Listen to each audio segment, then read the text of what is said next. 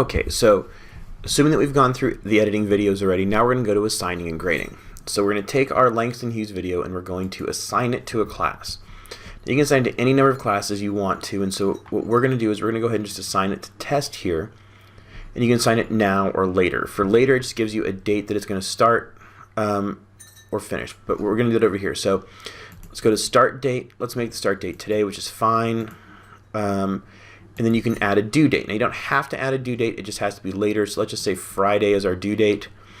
You can add a time when it can be turned in. So like if you want to let the kids have until midnight, you know, sort of the collegiate model, go for it. So we're going to save that. Now you can prevent skipping here, which means that the kids can't go any farther once they've hit a question. You can turn on closed captioning, and you can also have it post automatically to Google Classroom. So we're going to click that. So once I hit assign, all of this is going to happen, and you're going to see that it's actually going to show up on Classroom in a second when I do this. So I'm going to hit assign, and here it is. And so now what you're going to see is the students' names, whether or not it has been watched by them or not, and then if it's auto grading, what their current grade is, what they last watched, and if it was turned in. Now from here you can go in and you can also reset their progress. If a student's having trouble and you want to let them try it again, you can always reset their progress. From here, if you go back to your classroom, this is what you're going to see. Having jumped over to my class, if I'm in my classwork section, you can now see it says Edpuzzle, Langston Hughes, and the Harlem Renaissance. And so it's already there and they can click on and go to it.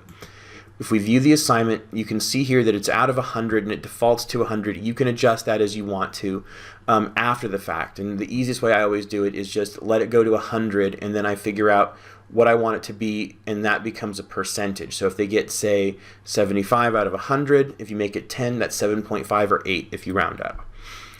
So that's all we need to do from here. Once they have filled it out on the other side and it has been graded by Edpuzzle or you on Edpuzzle, this will all auto-populate for you. So that's pretty much it. Now from here what you can do is you can go live and you can do it together. In our current situation we probably won't do that, but in a classroom it would be very helpful.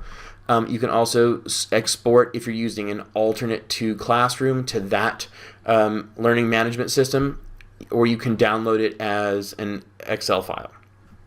And that's pretty much it. And once you're here, you're done. So hopefully that covers all the steps in here, and you can go to any of these videos to check the particular part that you need to get help on.